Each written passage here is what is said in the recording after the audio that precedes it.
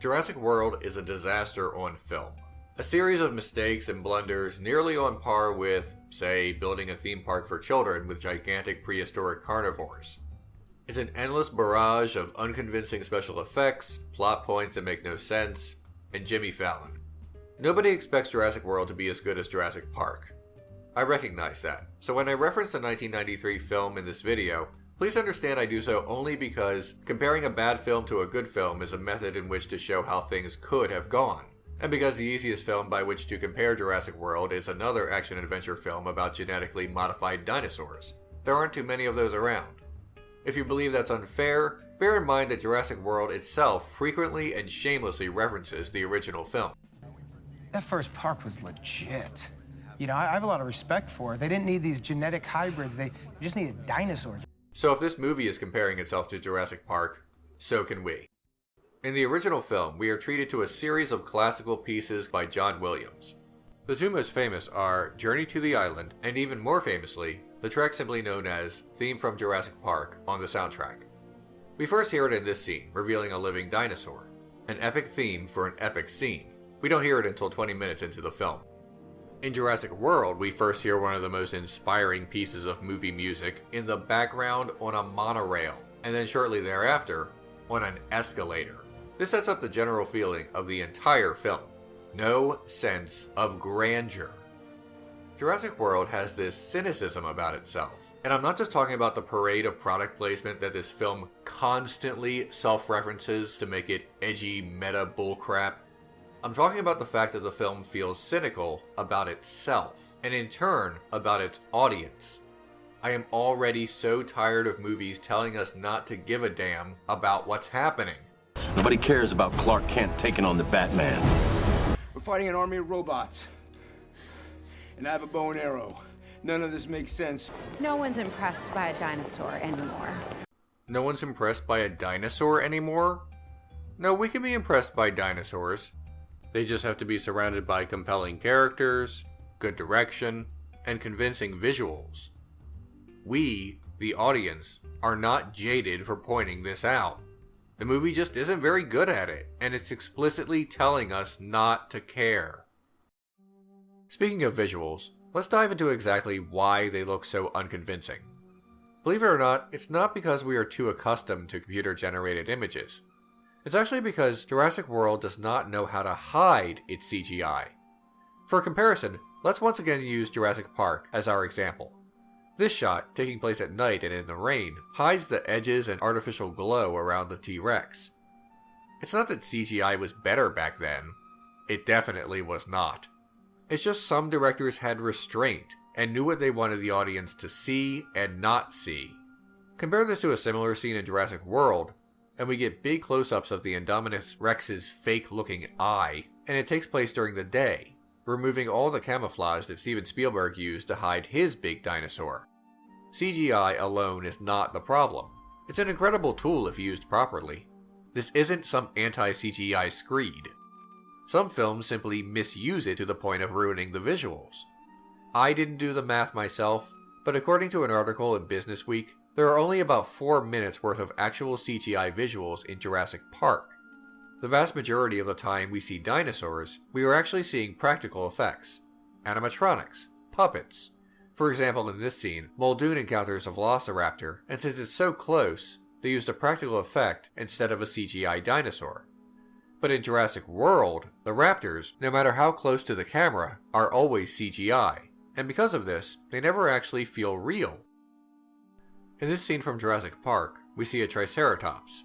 It looks real because Dr. Grant really is touching a giant animatronic dinosaur. In Jurassic World, not so much. There are countless other examples, but the point is that the film lacks good judgment on when to use practical effects and when to use computers. There's more to the bad visuals than just phony-looking dinosaurs, though. When I was watching the film for the first time, I couldn't help but notice that everything looked terribly gray. Like everything was washed out in a blue-gray tint. It seems like a lot of movies are going for the washed-out look these days. I can't imagine who thinks this looks good. There are films in which removing or downgrading the color makes sense. O Brother, Where Art Thou transports us to another time. It makes sense here. But the reason for desaturated colors in Jurassic World makes less sense narratively. It's more of a trick of the eye, involving the colors blue and orange. When two contrasting colors are put together, they kind of pop and inflame the senses.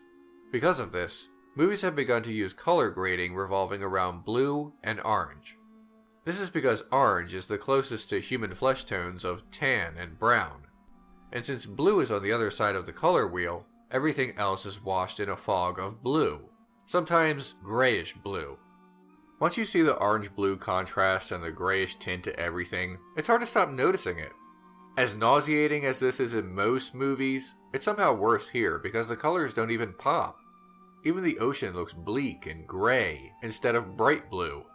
Why bother with color grading if this is the result? In short, if you were watching Jurassic World and you wondered why everything looked ugly as sin, but you couldn't put your finger on why, this is why. It should not be a controversial statement to say that women are not always represented well in film. And yet whenever someone has the audacity to say something so plainly obvious as, sometimes sexism exists, folks come out of the woodwork, outraged that the status quo is questioned, citing outlier examples rather than the norm. What about Ripley? Someone inevitably says, not getting the point. It's enough to give me a headache, but I feel it's important to discuss. So let's talk about how the female lead is portrayed in the film, and the messaging of Jurassic World as it pertains to gender roles. Claire, a successful employee of a gigantic corporation, is made to feel guilty by her sister because she doesn't spend any time with her sister's children. Not Claire's children. She doesn't have any and doesn't suggest any real interest in having any in the future. No, Claire is told, by her sister, and by extension the film, that not being a big part of the lives of someone else's children is just awful. Wait, are you crying? This was supposed to be a family weekend, Claire. This actually existed in Jurassic Park as well. Dr. Grant made it explicitly clear that he does not want children, a reasonable feeling for someone dedicated to his career and his important research. And the film treats this as a problem to be overcome. Dr. Grant doesn't want children? Well gosh, this mature decision by an adult means he needs to go through a character arc to cure this horrible affliction. I mentioned this as a problem in my previous episode on Jurassic Park, and though I believe it's a good film, I genuinely dislike this one aspect of it. Men should not be pressured into becoming parents any more than women should. That is absolutely true. However, society doesn't always treat men and women the same when they say they don't want children. I can speak from personal experience when I say that when a man says he doesn't want children, he may get some attitude about it, but nowhere near as much as a woman does. Society, at least in my country, insists that it's commonplace for a man to avoid settling down and having children. Society has no such patience for women, sending messages that not being maternal is a failing. You'll see when you have kids. Yeah, if. When? It's worth it. Oh my god, leave her alone! Claire's sister just assumes that she wants children, and that it's worth it for everyone. It's not her responsibility to procreate, churning out babies on request, especially not on someone else's schedule. Bear in mind, I don't think the 4 screenwriters of this film are some cabal of anti-feminists, or purposefully and maliciously added this outdated gender role into Jurassic World. Not at all. They're all probably decent people. I mean that.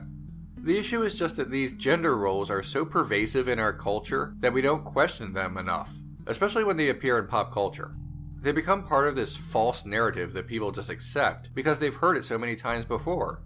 And so characters and character arcs like these are written ad nauseum without even realizing why they're so awful, further reinforcing this unfair and even dangerous expectation of women. I'm not alone in this. USA Today's Kelly Lawler called the film aggressively sexist. The Daily Beast's Marlo Stern slammed the film as sexist and containing backward sexual politics. These are just a few, and they're not just for the reasons I listed, but also because pretty much all the other characters are pretty comfortable telling Claire to calm down or correct her. Either that or Owen will imply that she hasn't had enough sex lately. Your last 2 minutes in there. Less in those ridiculous shoes. Not every female character needs to be Furiosa, but this is some Tarzan and Jane level of regression.